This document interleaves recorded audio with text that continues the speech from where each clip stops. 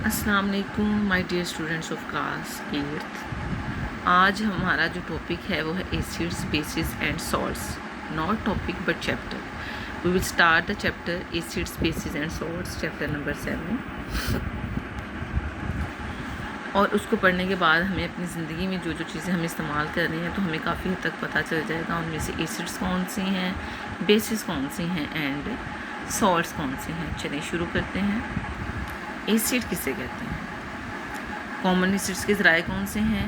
इसी को हम इस तरह क्वेश्चन बना सकते हैं, एसिड की तारीफ़ करें, define acid and sources of common acids.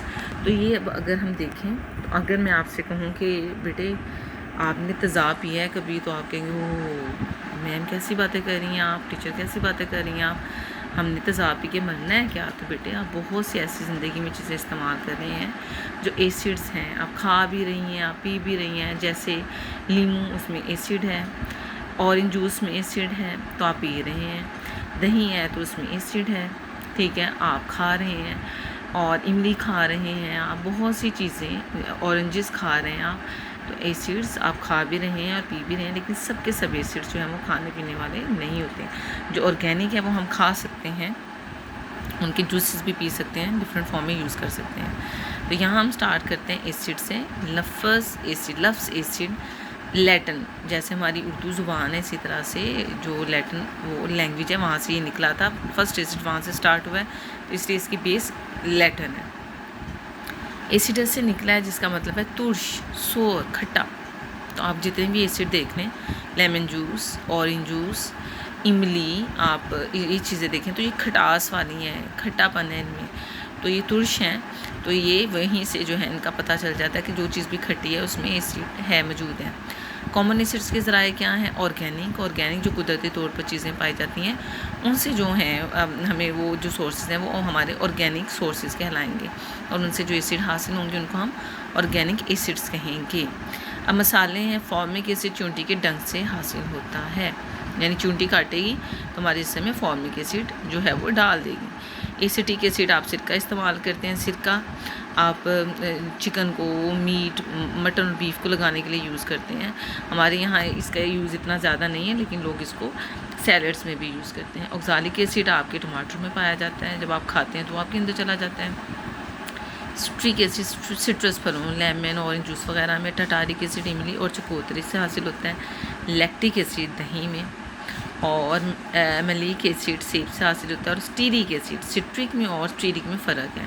तो स्टीरिक एसिड जो है वो आपको चिकनाइयों से हासिल होता है। ये वो सारे एसिड्स हैं जो आप खा पी सकते हैं। अब नीचे आगे मिनरल एसिड्स, ये वो एसिड्स हैं जिनको आप पी नहीं सकते, खा नहीं सकते, इस्तेमाल में, खाने पीने के इस्तेमाल में नहीं लेके आ सकते। कुछ एसिड्स मिनरल होते हैं, मिनरल एसिड्स कहलाते हैं।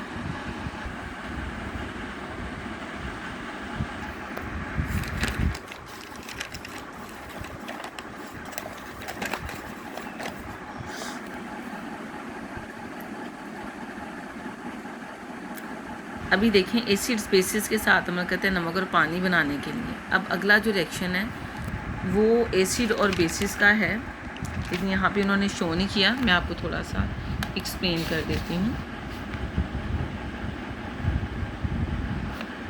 तो ये आपके पास सोडियम हाइड्रोक्साइड बेस है, HCl एसिड है, उसके साथ रिएक्ट करके सोडियम क्लोराइड नमक यानी साल्ट बनता है, साथ में पानी बनता है। इस रिएक्शन को हम न्यूट्रलाइजेशन रिएक्शन कहते हैं, क्योंकि एसिड और बेस की अपनी खुसूसियात ख़त्म हो जाती हैं और नमक बना देते हैं जिसके ऊपर कोई चार्ज नहीं होगा, या वो एसिड या बेस के तौर पर अमल नहीं करेगा। अब आगे इस्तेमालात हैं, थोड़ा लेसन ज़्यादा करवाएंगे क्योंकि फ़र्स्ट चैप्टर के ऊपर फोकस रहा, आप लोगों ने शेयर नहीं किया कि आप लोगों ने वो चैप्टर्स कर लिए हुए हैं। अभी हम नेक्स्ट ज़्यादा थोड़ा काम करेंगे ताकि हमारी छुट्टियाँ अवेल हो सकें। हाइड्रोक्लोरिक एसिड के इस्तेमालात कहाँ क्या हैं, या हाइड्रोक्लोरिक एसिड को हम कहाँ इस्तेमाल कर सकते हैं, what are the uses of hydrochloric acid and where we can use hydrochloric acid. Hydrochloric acid के इस्तेमालात, uses of hydrochloric acid. Hydrochloric acid इस्तेमाल होता है मेटल्स की सतह से जंग, कहीं भी जंग लग जाए वहाँ से हटाने के लिए, to remove the stains of rust from the surface of metal. आम नमक को साफ़ करने के लिए, नोबल मैटर्स को हल करने के लिए aqua regia is a solution जिसमें अगर हम गोल्ड भी डालेंगे तो वो उसमें डिज़ोल्व हो जाएगी। ये बनता है HCl और नाइट्रिक एसिड के इनको बाय पार्ट्स स्पेसिफिक अमाउंट में मिलाने से। तो आप सोना डालेंगे तो जादू हो जाएगा, गायब हो जाएगा, और भी नोबल मेटल्स को। स्टार्च से ग्लूकोज बनाने के लिए, for the preparation of starch from glucose, हमारे मैदे में खुराक के मुनासिब हाजमे के लिए, for the proper digestion of food in our stomach. Nitric acid और एसिटिक एसिड कहाँ इस्तेमाल होंगे? नाइट्रिक एसिड आप खादें बड़ी अच्छी तरह जानते हैं, अमोनिया खाद, फर्टिलाइज़र्स खादों को कहते हैं, जैसे कि अमोनियम नाइट्रेट की तैयारी में, धमाकाखेज़ मवाद की तैयारी में। धमाकाखेज़ मवाद ये धमाके से चीज़ें फटती हैं, जहाँ पर हमें गन पाउडर या इस तरह का मटीरियल। डाइस रंगने वाली चीज़ें, प्लास्टिक्स और मसनूई रेशम, एक कुदरती रेशम का कीड़ा होता है जिसे वो बनाता है रेशम, एक हम केमिकल रिएक्शन से बनाते हैं, वहाँ इस्तेमाल होगा। मेटल्स जैसे कॉपर, ब्रास और ब्रॉन्ज पर नक्शो नगार बनाने के लिए। एसिटिक एसिड इसके बड़े मज़े के काम है अचार बनाने की तैयारी में। वैसे तो हम यहाँ इतना ज़्यादा यूज़ नहीं करते in Pakistan, but in foreign countries they use acetic acid for the preparation of pickles.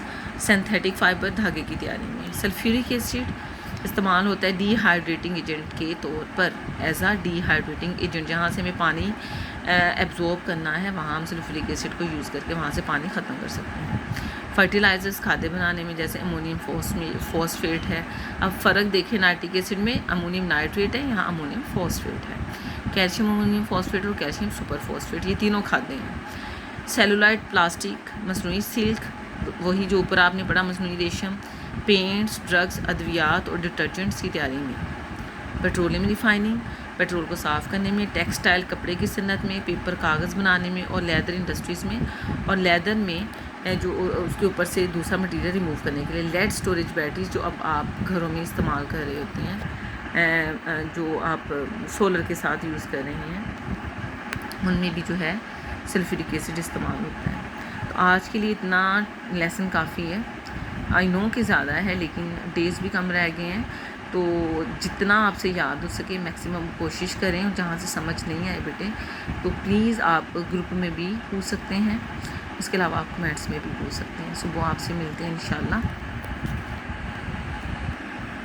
ये थोड़ा सा आपके लिए एक ओवरव्यू दिया हुआ है उन्होंने कि कहाँ कहाँ जो है आप इनको यूज़ कर सकते हैं। ठीक है, सी यू टुमारो इंशाल्लाह। अल्लाह हाफिज़।